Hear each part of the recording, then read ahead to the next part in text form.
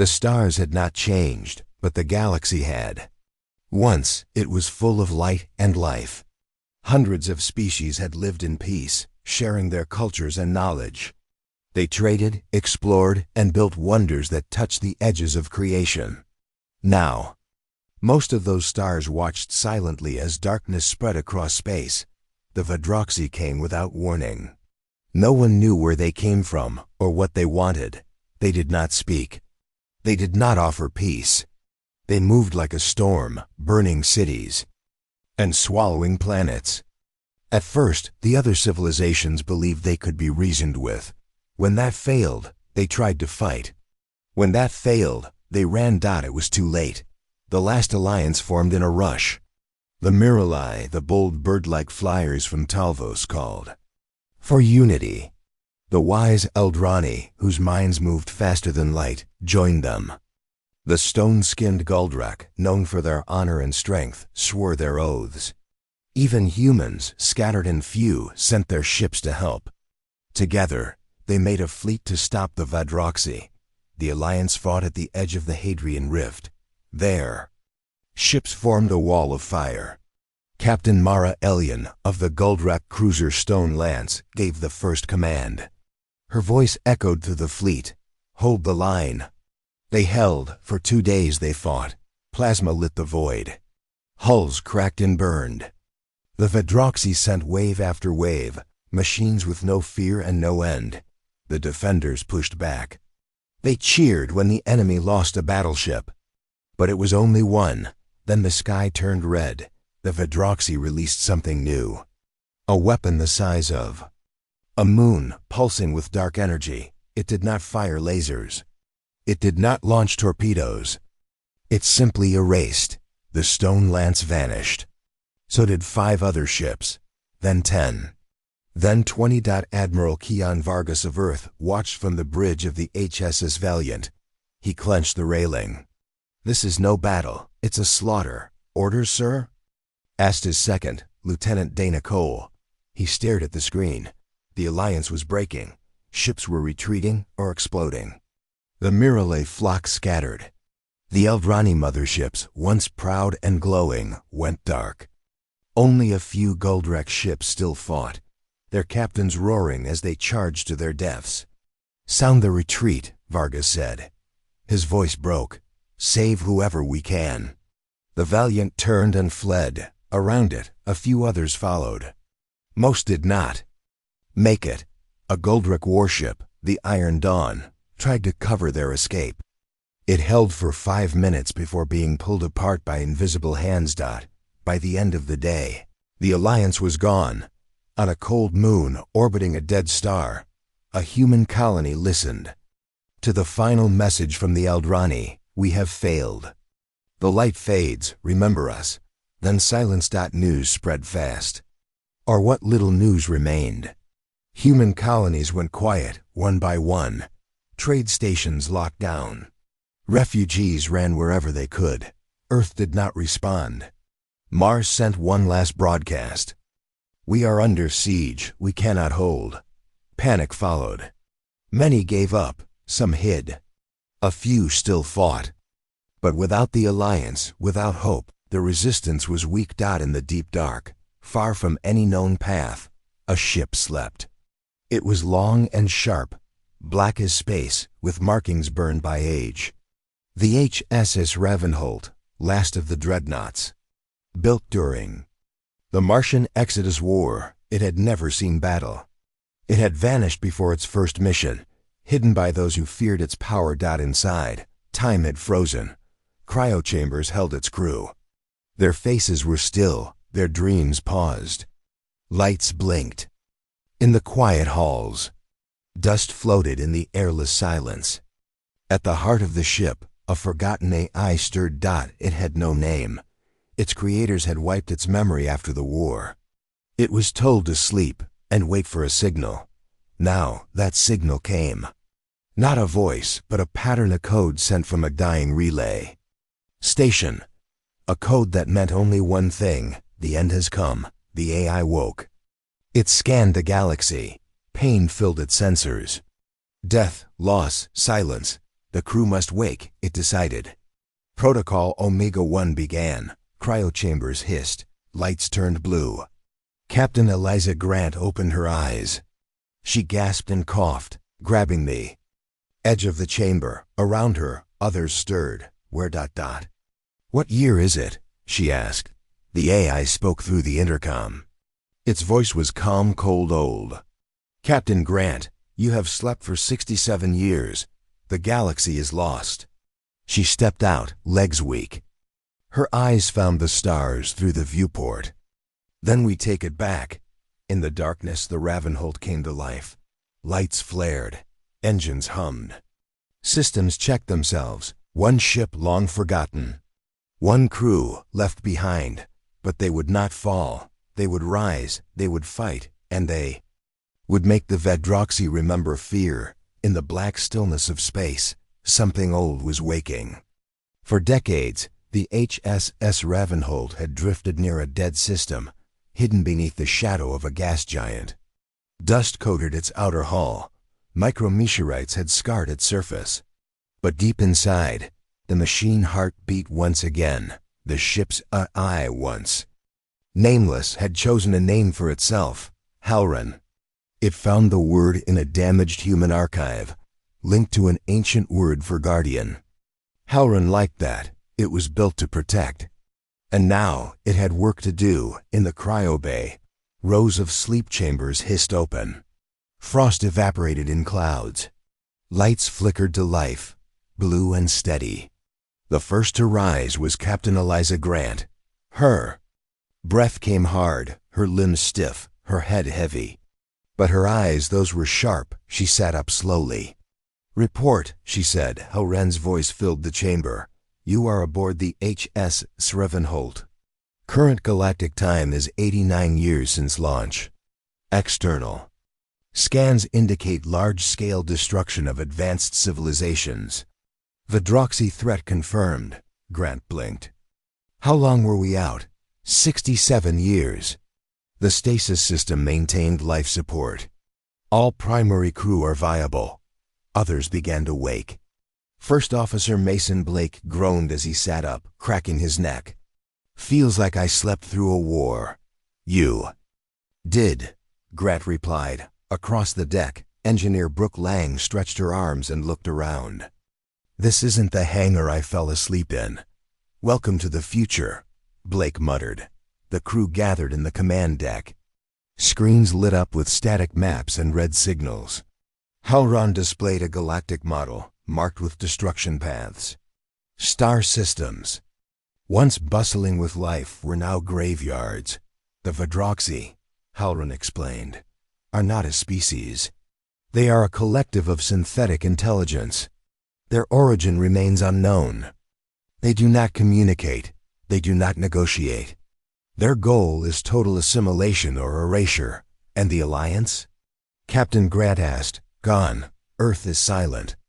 No signals from Mars or the outer colonies. You are now the highest-ranking human vessel confirmed active. Silence fell. Even Blake, usually quick with jokes, had nothing to say. So it's just us, Lang whispered. No, Grant said, standing tall. It's us, and this ship. And that means we're not done yet. The HSS Ravenholt was not just a warship. It had been the crown jewel of the Martian Fleet Project. Designed for deep-range combat, stealth tech, and long-term survival, it was a ghost ship built for a war that never came. Until now, Mason Blake scanned the tactical logs. We've got fusion torpedoes, beam lances, rail cannons. Enough to pick a fight with a small moon, Lang smiled faintly. And she's still running. That's a miracle. No, Halron said. That is design. They needed to know more. Halron guided them toward a nearby relay station, an old Eldrani listening post drifting near a collapsed star. It might still hold data. The Ravenholt approached slowly, cloaked and silent. Its engines purred beneath layers of shielding. The station looked like a broken crown, half melted and drifting in the dark. Inside it was worse. Bodies floated in zero gravity. The Eldrani had died with grace, still in their seats, eyes closed. No signs of struggle. Only silence. Lieutenant Caleb Drury and Lang entered the core systems bay. Lang connected her toolkit. Power cells are dry. We'll need to trickle boost through our suits. Do it, Drury said. Keeping his rifle steady, they worked in silence until the console blinked once. Then again, a small screen flickered on. Static gave way to logs, symbols flowing like water. Halran translated in real time. Warning logs, it said. Massive data dumps on Vadroxy fleet structures, weakness maps, tactical responses. The Eldrani died sending this. Suddenly, something moved. Drury spun, aiming at a glint in the dark. A shape unfurled itself from the ceiling. Not metal, not a live something in between. A Vadroxy hunter drone. Left behind to erase, Drury fired. The drone shrieked, a sound that rattled inside their helmets. Lang pulled the power cords and ran. They dove through the access hatch as the drone chased them. In the corridor, Blake fired pulse rounds, shredding it into shards. We've got company, he said. They escaped just as the station began to glow. Self-destruct. The drone had triggered it. Back aboard the Ravenholt, Grant watched the blast from the viewport. Another station lost, but not before they got what they came for. Lang limped into the command deck, face bruised but proud. We've got Vadroxy specs, command hierarchies, drone. Behavior, tactical gaps. Enough to hit back. Grant looked at the flickering data, then at her crew, then out into the stars. We may be alone, she said, but we're not powerless. The ship rumbled softly. A hum of engines. Lights along the halls glowed brighter. Systems sensed. The Ravenholt was awake, and it was ready for war. The Ravenholt drifted silently through the remains of a shattered world. Planet Valera 6, once a trade hub for over 20 species, now floated in pieces. Its atmosphere had burned off. Cities had melted into oceans of glass. The only signs of life were static echoes and broken signals that whispered through the coms. Captain Eliza Grant stood at the center of the command deck, staring at the wreckage. We're too late again, she said quietly.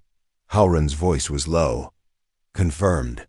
All life signs are negative. No human, no Eldrani, no known species. Any working tech? Asked Mason Blake. There is a signal, Halran replied. Automated. Repeating from orbit. Likely a beacon or relay. Location, Orbital Platform 9, Eliza nodded. Caleb, Brooke, suit up. Take a skiff. Investigate the beacon. Riley, your backup. Go quiet. I want eyes and ears only. The skiff launched from Ravenholt's lower bay, a sleek black dart cutting through debris. Lieutenant Caleb Drury sat in the pilot's seat, scanning for threats. Behind him, Brooke Lang ran diagnostics while Riley Vaughn loaded a pulse rifle just in case. Looks dead, Caleb muttered, guiding the skiff through twisted support beams. The platform was in ruins. Half of it was missing. The rest looked like it had been torn apart, not by weapons, but by hands that didn't care what broke. I see the beacon, Lang said. Still powered. That's strange. It's Eldrani tech, should have failed weeks ago. They landed gently on a service deck. The airlock hissed open to a dim corridor. Inside, dust floated like fog. Lights flickered. It smelled of burnt metal and old fear. Caleb led the way. Lang followed with her scanner, and Riley covered the rear. Movement? Riley asked. None so. Far, Lang said, but her voice was tight. In the beacon room, Lang connected her gear. A blue glow lit up the screen. Data pulsed. It's more than a beacon. This was a last-ditch relay node. They dumped everything they knew about the Vadroxy into it before the fall. Caleb watched the hallway. Then grab what you can. I don't like this place. You were born not liking places, Riley muttered. No, seriously, Caleb said. Doesn't it feel wrong? Lang frowned. You might be right. This beacon's data format is corrupted. Someone tried to wipe it. But the code, then everything changed. The hallway behind them turned dark. Something had moved. Fast. Too fast. Rayleigh aimed his rifle. Contact left side. A shadow leapt from the ceiling. It was smooth, silver black, with long limbs and no eyes. Its body shimmered like liquid. It screeched, not with sound, but through vibration. Caleb fired. The bolt passed through the creature, but it kept coming. Rayleigh launched a grenade. It exploded with a shockwave of light, forcing the thing back. Go, Lang yelled, grabbing her drive. I got the data. They ran. Another shape dropped from the ceiling, then another. The Vadroxy drones moved like water, bending and folding through narrow spaces. Not machines, not creatures. Something in between. They were waiting, Caleb shouted. This was a trap. Back on the Ravenholt, alarms blared. Enemy activity detected near Platform 9, Halron said. Evac protocol engaged. Bringing weapons online, Eliza stood. Get my people out. Prepare to fire if those things reach orbit. Caleb and the team reached the skiff as two drones dropped in front of them. Rayleigh took a hit to the leg, dragging himself aboard as Lang pulled him in. Caleb slammed the throttle. The skiff blasted away just as the drones lunged. On the command deck, Eliza watched the drones chasing them. Target acquired. Firepoint defense. The Ravenholt's hull glowed. Cannons rotated and fired in a clean rhythm. The drones were hit mid-chase, torn apart into metal rain. One crashed into a piece of debris and exploded like a starburst. The skiff docked hard. Caleb stumbled out, face pale. They were waiting for us. I think they learned our signal. Lang handed the data drive to Halron's console. But we got it. Vadroxy fleet designations, patrol cycles, energy weaknesses. It's all here. Eliza stared at the glowing drive. We just made first contact, Rayleigh coughed, holding his wounded leg. Not how I pictured it. Halron processed the data rapidly. Preliminary results show structural weak points in the Vadroxy drone matrix. They can adapt, but not instantly. Strike timing is critical. Eliza turned toward the viewport. They know we're alive now. But we know how to hurt them. Silence followed. Not fear, not grief. Focus. The Ravenholt had survived, and it had drawn blood. For the first time since the fall of the Alliance, humanity had struck back. The Ravenholt moved through the outskirts of the Polaris graveyard, a cold region where forgotten warships floated like tombstones. The stars here were dim, the wrecks old and broken. Most were dead. Some whispered back. Captain Eliza Grant stood on the command deck, arms crossed. This is where wars go to die, Halron's voice replied, calm and even. We are not here for the dead. We are here to find those not yet finished. They had a new goal now. The data Lang recovered had given them more than weaknesses. It had shown that the Vadroxy were spreading faster than predicted. Whole systems had fallen in weeks. One ship alone couldn't stop them. They needed help. And help didn't have to be alive. The Ravenholt scanned wreck after wreck. Guldrak cruisers, Miralai carriers, even old human vessels lost during earlier conflicts. Each ship was checked for power cores, memory banks, and hull stability. Most were beyond saving, but not all. Contact, Halron said. Ship class, unknown, alive, minimal power signature. No movement. The screen showed a small, oddly shaped vessel. It was smooth and flat, almost like a stingray. Scorch marks ran across its hull, but its structure was intact. Symbols glowed faintly on the side. Rayleigh Vaughn squinted. That's not human. Not Eldrani either, Zentari, Lang said. Rare tech, organic mechanical hybrids. Most of them vanished years ago. Can we reach it? Grant asked. Yes, Halron confirmed. Recommend caution. The ship may be sentient. They launched a shuttle. Lang and Rayleigh went aboard. As they stepped inside, the air shimmered. The walls pulsed like veins. It was warm, alive. Lights lit up one by one, responding to their steps. Creepy. Rayleigh whispered. Lang placed a hand on the control core. This is a living ship. Part machine, part something else. It's dormant. Waiting for a pilot, maybe. Suddenly the room shifted. A soft hum filled the air. A voice spoke inside their minds. Not words, emotions, loneliness, pain, hope. It wants to help, Lang said, eyes wide. It remembers the Vadroxy. It wants revenge. Back on the Ravenholt, the ship docked. The strange vessel followed like a pet. Lang called it Kestrel 9. It communicated through pulses and emotions, trusting her more than anyone else. As they moved deeper into the graveyard, they found more wrecks. Some still had working power cores. Others had AI fragments. Riley led teams to salvage weapons. Mason Blake organized crews to rebuild engines. Slowly, piece by piece, they built something new, a ghost fleet. It wasn't perfect. The ships were different sizes, shapes, species. Some refused commands unless coaxed. One old Miralai vessel only listened to flute music, but they worked. They moved. They could fight. Commander Jenna Rios returned from a scouting run with a surprise. She had found survivors. A group of exiled Zentari warriors had been hiding in the asteroid fields. They wore battle armor shaped like bone. Their leader, Eric, agreed to join after hearing about Kestrel 9. We thought we were alone, he said. But now we see the last flame still burns. On the Ravenholt, preparations began. The fleet now had 12 ships, including 4 hybrids, 2 Zentari crafts, and an old Martian cruiser they named Daggerfall. They trained daily, they ran drills. They repaired, recharged, and readied. Riley stood beside Kestrel 9 on the upper hangar deck, watching the lights dance along its surface. Never thought I'd end up talking to ships. But here we are, Lang smiled. Maybe we needed to lose everything to learn how to build something new. Eliza Grant stood in the war room, looking at the map. We have data, we have ships, we have allies. The Vadroxy are not invincible. We will hit one of their core nodes. Halrun highlighted the target. Node Delta, medium-range command relay. Disabling it will break local hive coordination.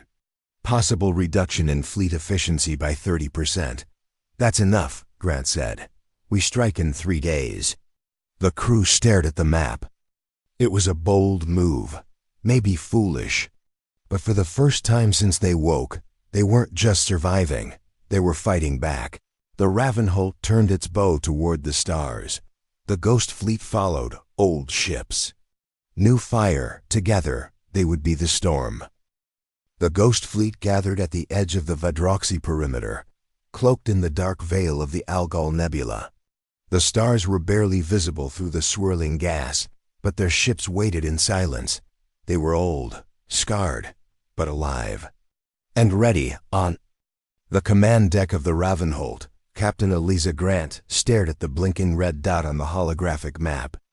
"Node Delta," she said quietly. "Let's see if they can bleed." "All ships reporting in," said Commander Jenna Rios. "Fleet is green, weapons charged. Shields cinched." Halrun displayed a 3D projection of the enemy node. It hovered near a dead star, wrapped in artificial rings, bristling with defense platforms.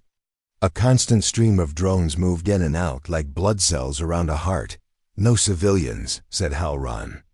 "All combat infrastructure. Strike risk, extreme. Tactical reward, high," Mason Blake smirked. "So basically, suicide with benefits." Grant glanced at him. "Only if we fail." The plan was simple. Hit hard, hit fast. Disable the central data lattice. If successful, the Vadroxy units in nearby sectors would lose cohesion.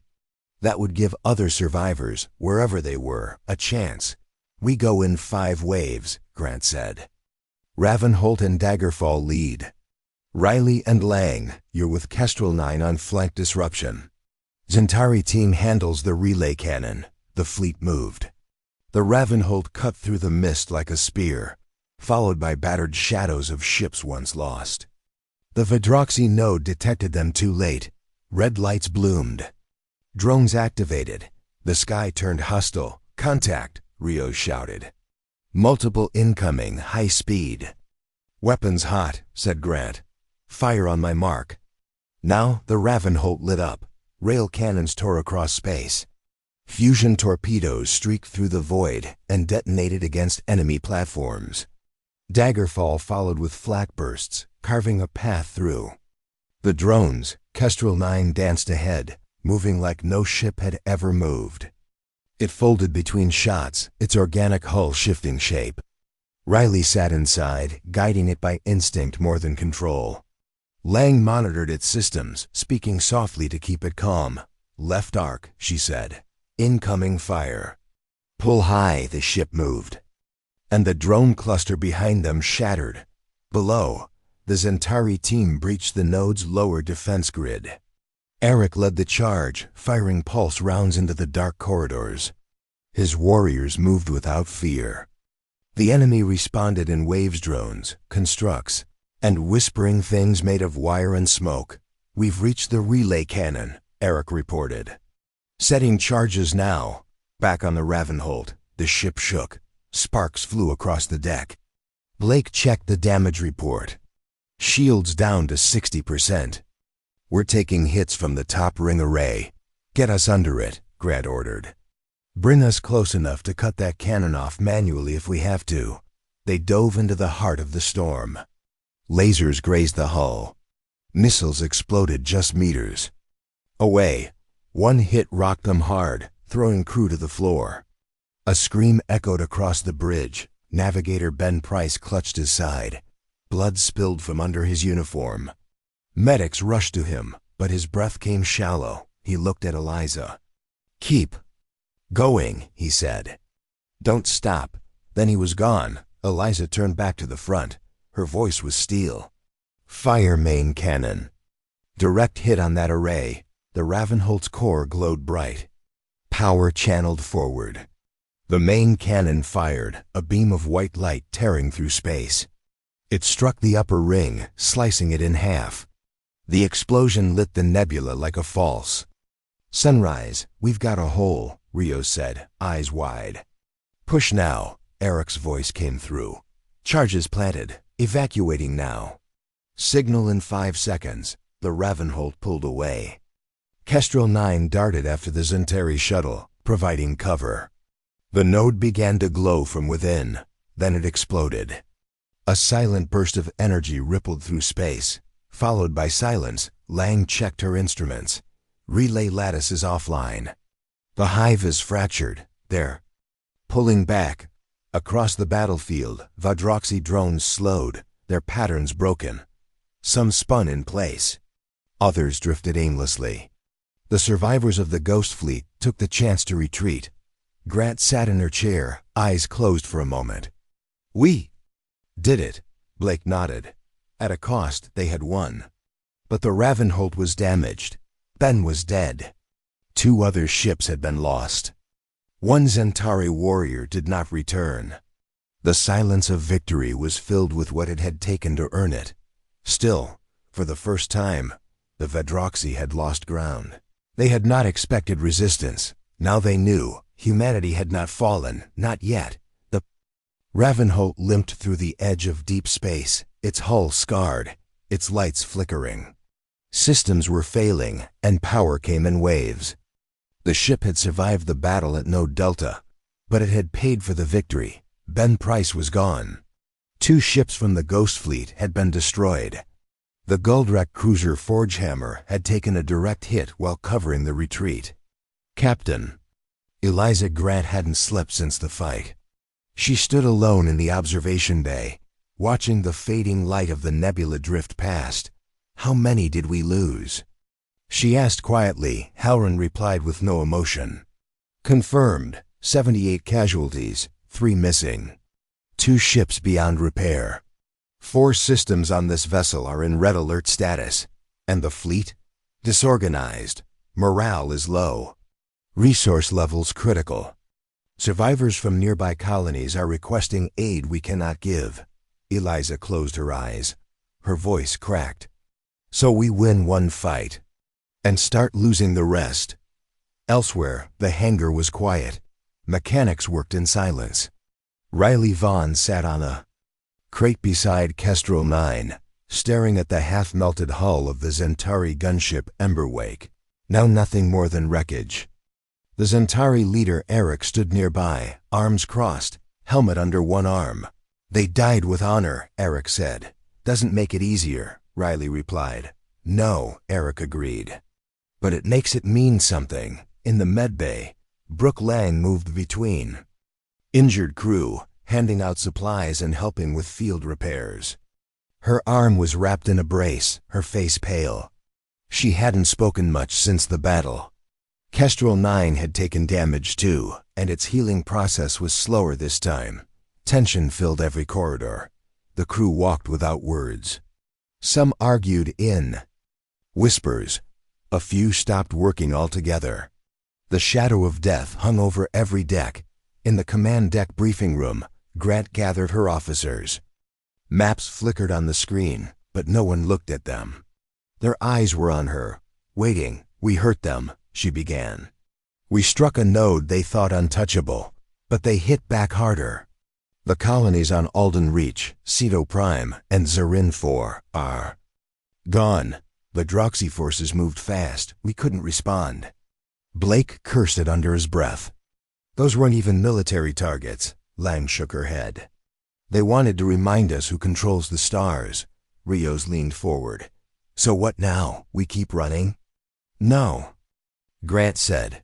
"We keep fighting." But she saw the doubt in their eyes. Even Howran hesitated before continuing its update. Later that cycle, a small group of engineers staged a sit-in near the power core chamber. They refused to work, claimed the ship was cursed. Others whispered of mutiny. Grant went down herself. No guards, no speeches. She stood among them, face tired, uniform torn. "I won't order you to stay," she said. "I won't lie and say we're winning. But I will remind you what happens if we give up. The Vadroxy don't just kill. They erase. Everything we are, everything we were gone." Silence followed. Then one of the younger techs, a quiet girl named Nora, stood up. I want to keep fighting." The others followed. One by one, back in the war room, Halrin intercepted a signal. Faint, buried in static. But real. Origin. Vadroxy inner core. "Systems," it said. "Source, presumed Central Command AI. Cody name, Nucleus. They have a brain," Rios whispered. "Yes," Halron confirmed. "And it is broadcasting commands across the entire hive. If we destroy it, the Vadroxy collapse." "We don't even know where it is," Blake argued. Halron's display shifted. A map formed. Coordinates, gathered from Eldrani data and the node delta logs, triangulated to a region near the galactic core. Deep, dangerous, swarming with Vadroxy ships. "There," Grant said. "That's where we go. We hit the brain, and we end the war." Lang looked up slowly. "We might not come back from that," Grant nodded. "I know." She walked out of the room, but her voice followed them all. "We are the last spark in a dark sky. If we go out, let it be while setting fire to the storm." Later, in the silence of the observation bay, she watched the stars again. This time she didn't feel alone. Around her, the ship hummed. Lights flickered to full strength. Kestrel 9 floated. Outside, still scarred but whole, the Ghost Fleet had begun repairs. And across the decks, the crew was moving again, wounded, tired, but not broken. The Ravenholt still flew, and it was heading for the heart of the enemy. The stars near the galactic core pulsed strangely. Gravity twisted here. Space bent and folded like waves on an ocean. Lights from ancient, dead systems flickered through the black like ghosts trying to speak. The Ghost Fleet emerged from a rift. On the edge of the nucleus system, 12 ships remained. Some limped, patched together with borrowed time and borrowed hope. But they came. Captain Eliza Grant stood at the center of the Ravenholt's bridge. Her eyes fixed on the thing ahead. The nucleus, it was not just a station. It was a world machine, a titanic sphere wrapped in coils of energy and armor. Dozens of towers spun around its core like satellites. Thousands of Vidroxy units swarmed. Around it, locked in perfect motion. It looked alive. "We're here," she said quietly. Halrin displayed new readings. Nucleus confirmed. Signal bandwidth matches known command frequencies. Defense systems are active. Anticipate total fleet response within 60 seconds of breach. Commander Rios checked the lines. All ships holding steady. Riley, aboard Kestrel 9, hovered alongside the Ravenholt. "It's a death trap," he said. "A very shiny one," Lang sat. Beside him, quiet. Her face was pale. "We go in, we finish it." "No halfway," Grant nodded. "Begin Phase 1. The fleet split." Daggerfall and the Miralai scout ship Light Weaver moved to flank, drawing away patrols. The Zentari launched in formation. Their ships weaving like shadows, targeting the outer turrets. Ravenholt and Kestrel 9 moved center. The enemy came fast. More than they'd ever seen. Drones with new armor. Constructs with wings of folded energy. The sky was fire. Multiple hostiles closing in, Halrin said. Pattern. Adaptive. "They've learned from us. Then we teach them something new," Grant replied. The Ravenholt plunged into the storm. Turrets fired in every direction. Daggerfall took a hit to the engine and veered off, trailing smoke. A Zentari ship was torn in half. But the others pushed through. Kestrel 9 cut a path to the outer skin of the nucleus. Lang triggered the breaching. "Charge! We're in. Boarding party ready," said Rios. "Grant, we go now." Grant stood, armor already sealed. She looked at the command deck one last time. "Hold this ship, no matter what. If we fail, make sure someone gets out. You're coming." "Back," Blake said. She gave him a small nod, then turned inside the nucleus. Everything was wrong. The corridors pulsed like veins. The walls breathed. Shapes moved in the corners, made of code and bone. The boarding team advanced, weapons up, senses sharp. They reached the core chamber after 20 minutes of fighting. Drone nests filled the walls. Energy beams crisscrossed the space. In the center floated a sphere, humming. Alive, Lang scanned it. "It's not just hardware. It's growing. It's a brain," Rios fired into the walls. "The Vidroxy weren't built by this. They became it, didn't they?" "I think this was their AI," Lang said.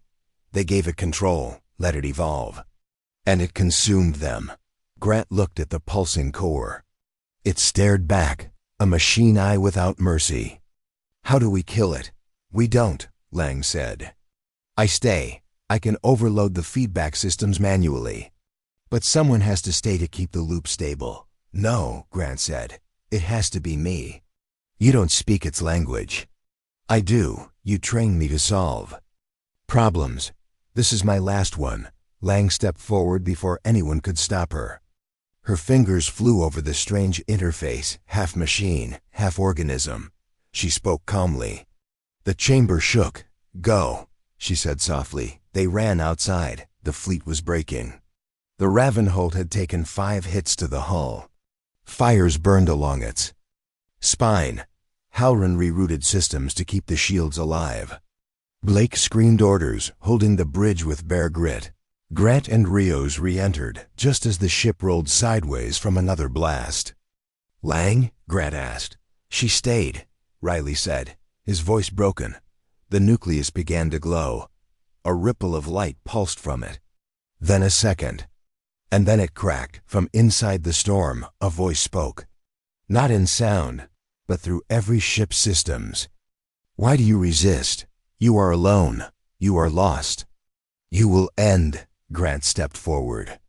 "Because we remember what came before you. Because we still believe in what comes after. Because one ship, one spark, can set a galaxy on fire." She gave the final command. "All ships, fall back now." The Ravenholt turned, engines flaring. The fleet pulled away. The nucleus collapsed in on itself. Light swallowed it whole. Then, nothing, silence. Then the enemy signals began to vanish, one by one. The Vadroxy were falling.